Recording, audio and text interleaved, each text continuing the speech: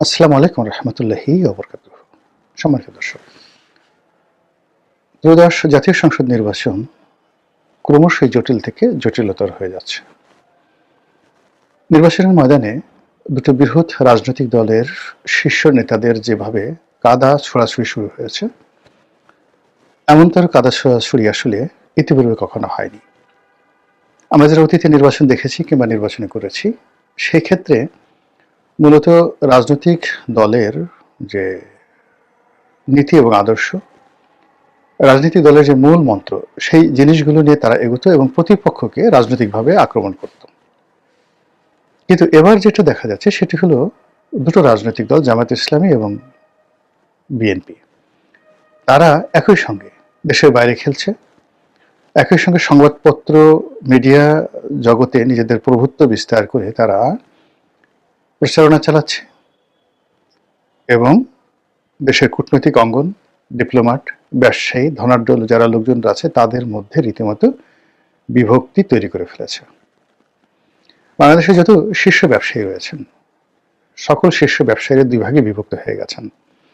আওয়ামী লীগের শীর্ষ ব্যবসায়ী যারা আছেন বা ছিলেন, তারা এই কয়েকদিন জামাতের সঙ্গে, কয়েকদিন বিএনপির সঙ্গে একটা সমঝোতা করার চেষ্টা করে অনেকটা এখন তারা ভীত সন্ত্রস্ত হয়ে চুপচাপ হয়ে পড়েছেন।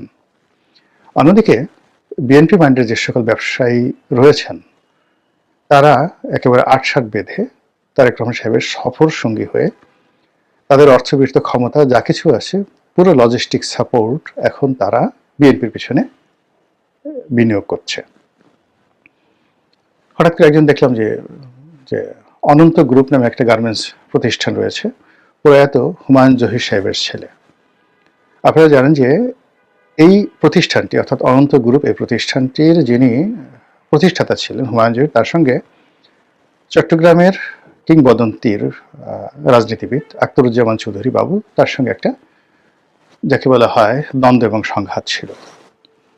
বলা হয়ে থাকে যে আখতারুজ্জামান বাবুর আইনগত বিষয়টা, লিগাল বিষয়টা দেখাশোনা করতেন হুমায়ুন জহির, এবং সেই লিগাল বিষয়টা দেখাশোনা করতে করতে আখতারুজ্জামান বাবুই মূলত হুমায়ুন জহিরকে ইসিবিল ব্যাংক, জনতা ইন্স্যুরেন্স, এই সমস্ত জায়গাতে তিনি ঢুকিয়েছিলেন। পরবর্তীতে দেখা গেল যে হুমায়ুন জহির সাহেব সরাসরি অন্যান্য যারা শেয়ার হোল্ডার তাদের সাথে যুক্ত হয়ে আখতারুজ্জামান চৌধুরী বাবুর বিরুদ্ধে তিনি দাঁড়ান বা দাঁড়িয়ে যান, অথবা ওই সময়টিতে 91 সনে তিনি সেই যাকে বলা হয় বিএনপির সহযোগিতা নিয়ে আখতারুজ্জামান চৌধুরী বাবুকে সেখানে যাকে বলা হয় তাকে নিবৃত করার জন্য, বঞ্চিত করার জন্য তিনি সর্বশক্তি নিয়োগ করেন। এরকম কথাবার্তা আছে, সত্য মিথ্যা আমরা জানি না। তো এর ফলে হুমায়ুন জহিরের জীবন অবসান ঘটে, তিনি আততায়ীদের হাতে নিহত হন। সবাই মনে করেন যে এই ঘটনা আখতারুজ্জামান চৌধুরী বাবু ঘটিয়েছেন। পরবর্তীতে এই দুটো পরিবারের মধ্যে দ্বন্দ্ব এবং সংঘাত প্রবল আকার ধারণ করে এবং তারই প্রেক্ষিতে যে কয়বারই বিএনপি ক্ষমতায় ছিল, হুমায়ুন জহির সাহেবের পরিবার এবং তার যারা লোকজন, তারা আখতারুজ্জামান চৌধুরীর পরিবারকে তাদের ব্যবসা বাণিজ্য, তাদের বাড়ি গাড়ি সবকিছু থেকে বঞ্চিত করে, তাদেরকে দেশ ছাড়তে বাধ্য করে, পালিয়ে যেতে বাধ্য করে, তাদের ব্যবসা বাণিজ্যের সর্বনাশ ঘটিয়ে ফেলে।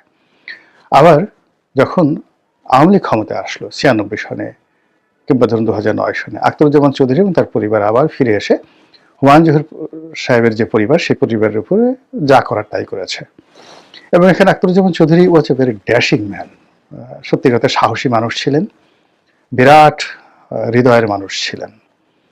এবং ঠিক হুমায়ুন জহির সাহেবের সঙ্গে বা তার ছেলে এখন যে আছে অনন্ত, কি জহির যেন নাম এখন, তার সঙ্গে আওয়ামী লীগের কোনো সম্পর্ক নেই, কিন্তু বিএনপির কেমন সম্পর্ক আমি জানি না, কিন্তু আওয়ামী লীগ এবং আখতারুজ্জামান চৌধুরীর যে সম্পর্কটা, এটা অনেকটা হরিহর আত্মার মতো।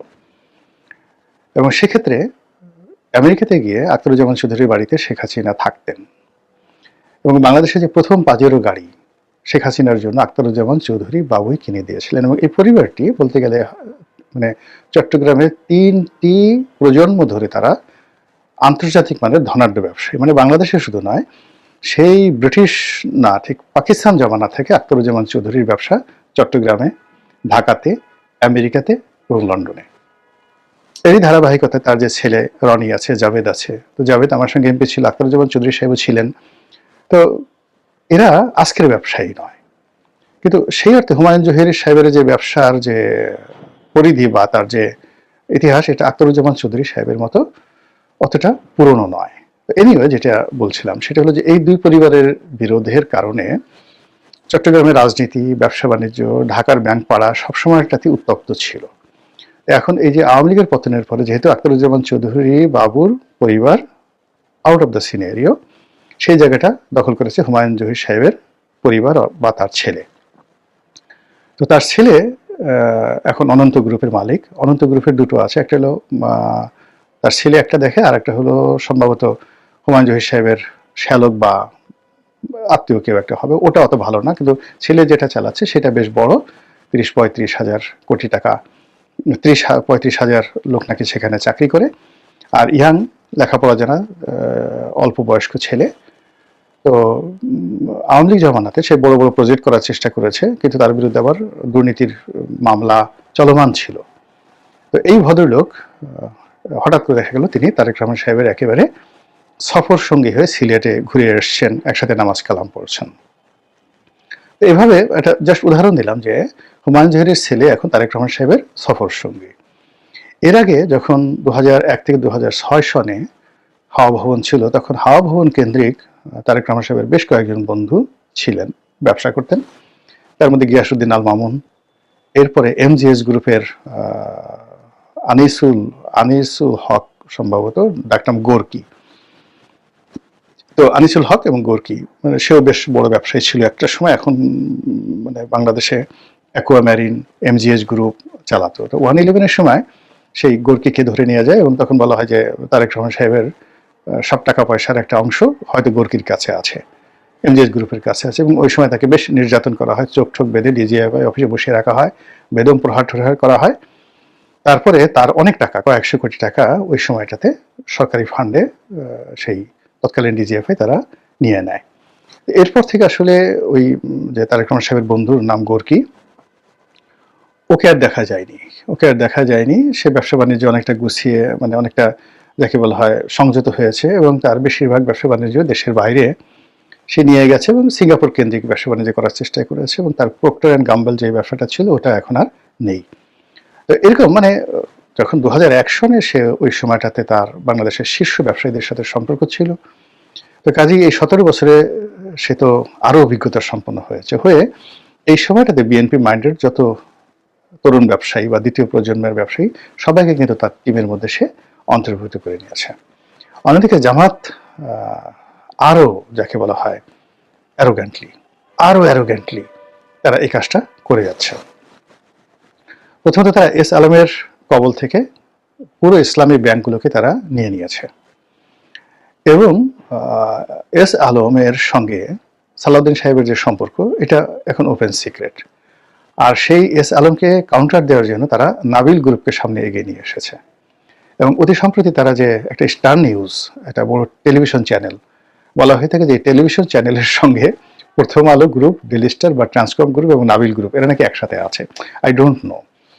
এবং এই যে নাবিল গ্রুপ, ইসলামী ব্যাংক, অন্যান্য যে সকল সারিয়া ভিত্তিক যে ব্যাংকগুলো একীভূত হলো সম্মিলিত ইসলামী ব্যাংক, এর পুরো নেতৃত্বে জামাতের লোক এবং তাদের যারা ব্যবসায়ী, এবং এরা ব্যবসায়ী তারা অভিজ্ঞতা সম্পন্ন, বয়স্ক, এবং ঢাকা এবং চট্টগ্রামে যারা ইসলামী রাজনীতি না করলেও মোটামুটি সব দিক থেকেই তারা যাকে বলা হয় বিএনপি মাইন্ডে যারা রাজনীতিবিদ রয়েছেন, ব্যবসায়ী রয়েছেন, ব্যবসায়িক এবং রাজনীতিবিদ রয়েছেন, তাদের সাথে অনেক আগানো।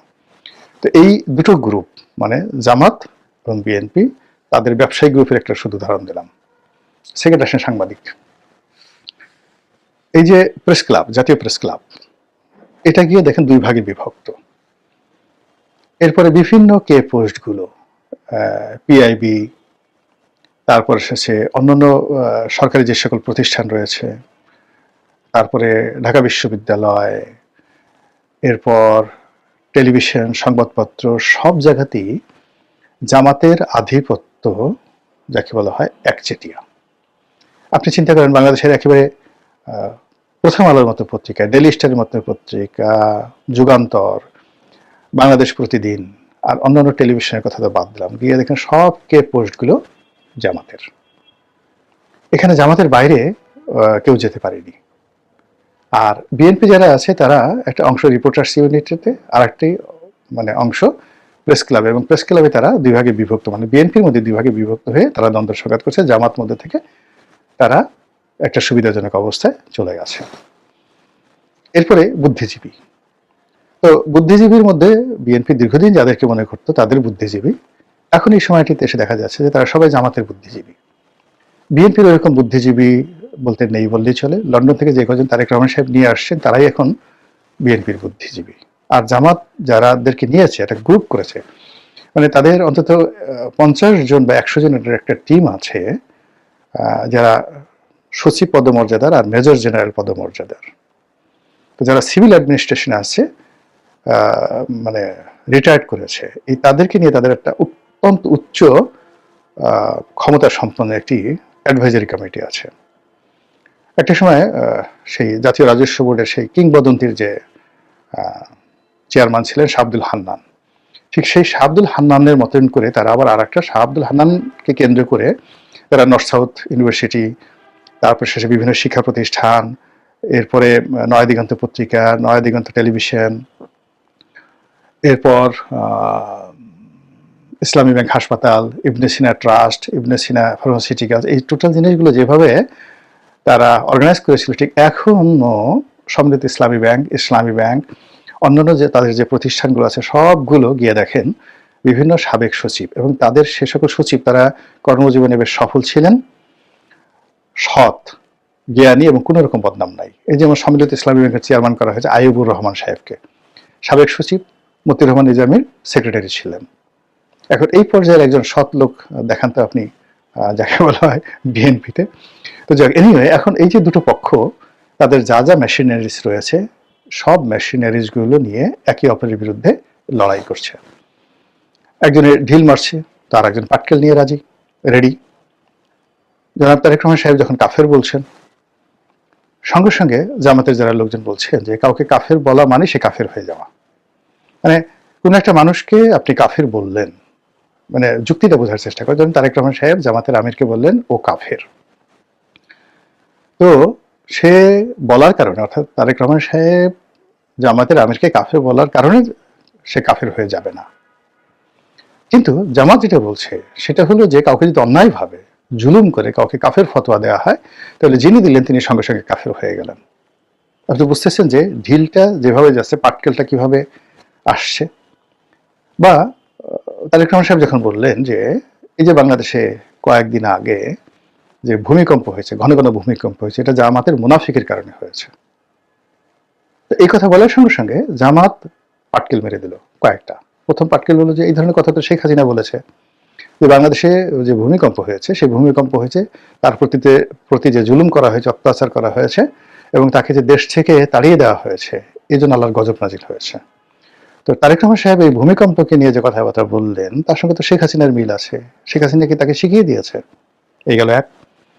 2 নম্বর বলার চেষ্টা করছে যে এটা কি ধরনের ফতোয়া, জামাতের কারণে ভূমিকম্প হয়েছে, এই ফতোয়া লন্ডন থেকে মুফতি সাহেব এসছে, এবং মুফতি আপনি তো জানেন যে যে বিভিন্ন বিষয়ে ফতোয়া দেওয়ার জন্য ইসলামে যাদেরকে জুরিস্ট বলা হয়, মানে আইনবিদ বলা হয়, তাদেরকে ইসলামী পরিভাষায় বলা হয় মুফতি। আমাদের দেশে মুফতি নিয়ে অনেক কথাবার্তা আছে, কিন্তু যাকে বলা হয় আরব দেশে মুফতি মিনস ভেরি বিগ ম্যাটার। আমাদের দেশে যেমন ডক্টর কামাল হোসেন, ব্যারিস্টার রফিকুল হক, বা সংবিধান বিশেষজ্ঞ অন্যান্য যারা ছিলেন বিভিন্ন সময়, ডক্টর জহির, ঠিক ওই পর্যায়ে আরবের দুনিয়াতে, আরবিয়ান কান্ট্রিতে যখন কাউকে বলা হয় তিনি মুফতি বা গ্র্যান্ড মুফতি, ইট মিনস যে তার সাথে বড় আইনবিধান নেই। তো সেক্ষেত্রে জনাব তারেক রহমান সাহেবকে নিয়ে জামাত যে ঠাট্টা করছে যে উনি এখন লন্ডন থেকে মুফতি সেজে আসছেন, কিভাবে বাংলাদেশে ভূমিকম্প হয়, কিভাবে জামাতের কারণে ভূমিকম্প হয়, এই ধরনের ফতোয়া তিনি দেওয়া শুরু করে দিয়েছেন। এই যে দুটি পক্ষ একে অপরের বিরুদ্ধে তির্যক মন্তব্য ছেড়ে দিচ্ছে, তর্ক করছে, বিতর্ক করছে, এবং সেই বিতর্কের গভীরতা ইন্টেলেকচুয়াল লেভেলে চলে গেছে, এবং এই বিতর্কের কারণে জমে উঠেছে রাজনীতির ময়দান। আর এটা যদি সহিংস না হয় আর এই বিতর্ক যদি চলে, খারাপ না। এটাই গণতন্ত্রের সৌন্দর্য। কিন্তু এটা নিয়ে যদি সহিংসতা হয়, একে অপরকে ব্যক্তিগতভাবে হেয় করা হয়, আক্রমণ করা হয়, তাহলে এটা ডেঞ্জারাস একটা খেলাতে পরিণত হবে। মহান আল্লাহ আমাদের সবাইকে হেদায়েত দান করুন এবং হেফাজত করুন। আসসালামু আলাইকুম ওয়া রাহমাতুল্লাহি ওয়া বারাকাতুহু।